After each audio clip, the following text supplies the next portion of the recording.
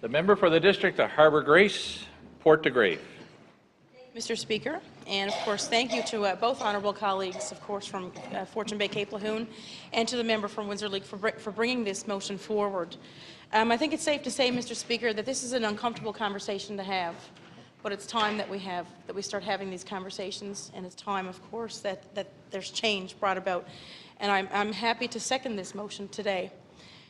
Also, Mr. Speaker, I want to recognize and thank, we have a public gallery full of strong, supportive women who have come here today to be a part of this conversation and to witness this conversation.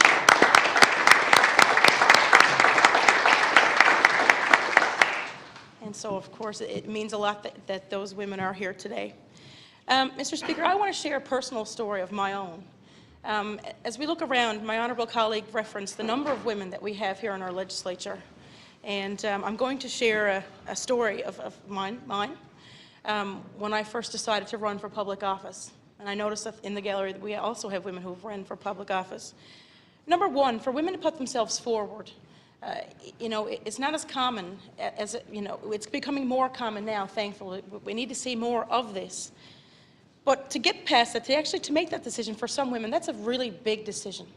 First and foremost, I will say that. That's a hurdle right there in itself. It's been a lifelong dream of mine to run for office, and I'm so happy I've obviously decided to do so. But I remember it started off with a nomination process. For those we've all been through it here, of course. And I'm making reference to a male supporter, a man who was much older than me, who will remain nameless. I won't identify, obviously, but it started off as a supporter of mine.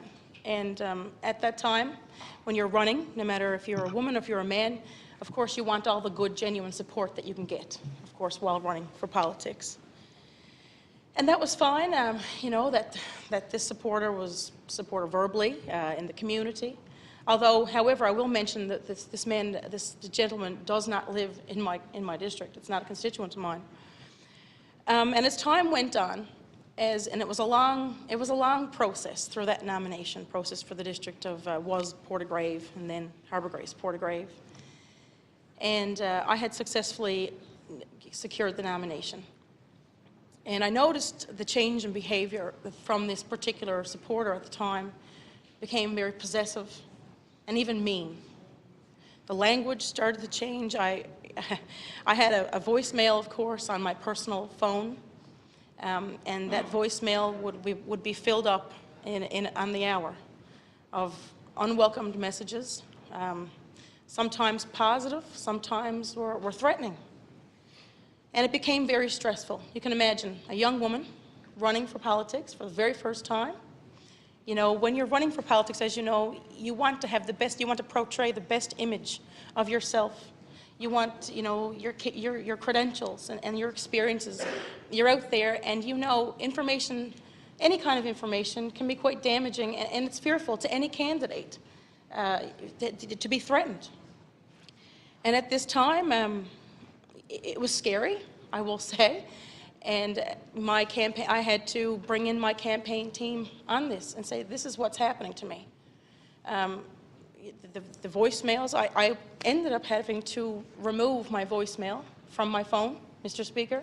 I contacted my cell phone provider. There was no way, this person's number was blocked from my phone, but there was no way to stop this person from accessing the voicemail. It would fill up literally on the hour. No one else could leave a voicemail on my phone. And, it's very distracting. You're out there in a political campaign. You want to knock on every door you can.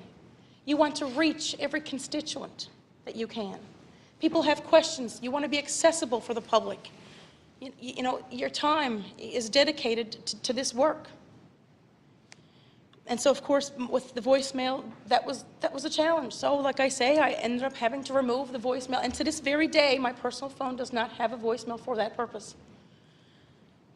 That was very frustrating and stressful. But I had to bring my team in. My campaign manager contacted this individual and said, it's best that you stay away. Stay away from the office, or you can't do this to Pam. You've got to respect her wishes. And I will say, Mr. Speaker, I've done nothing wrong. I haven't, there was nothing I have done to invite this behaviour. There was never any action on my part that would, that would cause this behaviour. But this person would take responsibility for the success that I was experiencing and saying, oh, she got elected, she got that because of me. I went around, I called into the open line shows and I spoke highly. And now she won't have anything to do with me. Well, just put I ask every one of you, picture how that must feel.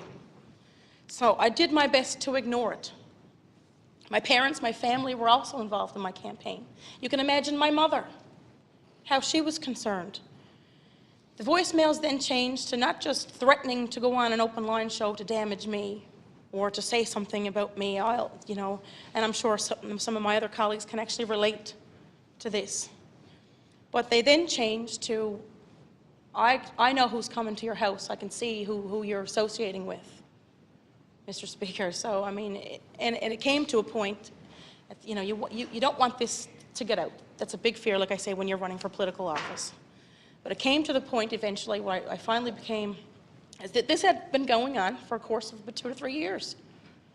So, during the election, and this man, despite being asked to stay away, came to my office, to the campaign headquarters when he felt like it. Walked on in. Not just assaulted or offended me, but members of my team, volunteers. And as we all know, at this point in time, it's a workplace, but it's a volunteer. It starts off as a volunteer basis, and the people who come to help you are volunteers. One lady in particular on my campaign team, who also received some bad behavior from this individual. And this individual had gone around the community and saying slanderous things and horrible things, embarrassing things that were fiction. And so eventually I had to involve the RCMP, Mr. Speaker, on this. And the individual, the police had told me, this person knows how to do enough, but not enough to be arrested or to commit what's considered a crime. They said, but why don't you go and file a peace bond? Myself, as a former journalist, and I've been assigned to cover many court cases over my career as a journalist, if you were to go and to apply for such a court document, a peace bond of any type, your name gets on a public docket. It's public. I believe it's online, available online, and it's certainly available in the dockets in the courts. Let me ask you, Mr. Speaker, what candidate wants to see their name on a public docket while running for office? Even though in this case a victim, it's not something that you want to get out there, and that's something that could be used against you. So it's kind of in a rock and a hard place. And I often wondered, and it's been asked of me, do you think that this man would be doing this to you if you were male? I didn't have the answers, but it's quite stressful, and it happens too often. So at this point in time, again, members of my campaign team had to step in and actually meet with the individual and say, you've got to stop. This individual also, my father has a business in the district in Bay Roberts. This individual would also stop by my father's place of business, his office, to give his opinion and to make comments until one day, finally, my father said, you have to leave and don't come back. And I also will say that this individual visited my parents' residence and left a note in the door. So it's, the stories we hear these stories, and I'm sure every one of us can relate in here. And again, I want to highlight and acknowledge that that the statistics are higher for women and what we experience, but it's important to note that men, our male colleagues, also experience incidences of harassment, sexual assault. So I'm glad to see that this legislation will be brought forward. Very happy that our Premier is supporting this, of course. And of course the member, again, it's a very uncomfortable topic to bring up and to discuss, but you know what, thank God it's happening now, Mr. Speaker. And it's not just happening here in Newfoundland and Labrador, it's happening across the world. And look no further, of course, as I mentioned before, the Oscars. We see leaders, women in strong leadership roles in Hollywood, starting the Me Too campaign. And it's happening everywhere, and it's just, it's time, of course, for change. I'll also make some references I did before, a popular song, a favorite song of mine, Goodbye Earl, the Dixie Chicks. Very popular tune, fun song to sing, great melody. But Goodbye Earl, Earl had to die. It talks about how a young girl out of high school gets married. Shortly after marriage, she starts experiencing physical abuse. And her friend flies in. Well, the rest of the song is history. But those lyrics come from somewhere. They're real stories. And as a journalist, of course, I've covered many stories and witnessed, many situations of assault and abuse and whatnot. And I've had many stories. I'll share a story now of a friend who've come to me working in a workplace, and things were going well. The boss came to her one time and invited her out on a date, or suggested that they get closer. She wasn't interested. And shortly after, she was placed on probation. And for any reason, and I guess she inquired about it, and the reason being, you're not a team player. You're really enthusiastic. We're not seeing you be a team player. So these are the sorts of things that can happen. They can fly under the radar. They're hard to identify, as our other memorable, honourable colleague mentioned, of course. But it's time, and I'm happy to see that legislation is being modified to reflect and to identify these things and to nip them in the bud as they're happening. And the onus is on each and every one of us here, as bystanders, as colleagues. If we see it, let's call it out. Let's not be afraid. And this legislation will protect those who come forward. Because just think about it. Would you want your son or daughter to experience any of this? Well, I tell you, it was very stressful for me, what I experienced on my campaign, but it broke my heart to know what it was also doing to my mother. Because she took that to heart, Mr. Speaker, and she saw her daughter, going through what I was going through. And I will say it's currently, unfortunately, to a degree ongoing. But I guess I will have to decide going forward how I want to handle this. As a last resort, you want to bring in the law. You don't want to see anybody go to jail undeservingly. Or even so, it's not a process that you want to be involved in. But we have to protect ourselves, and we have to protect each other.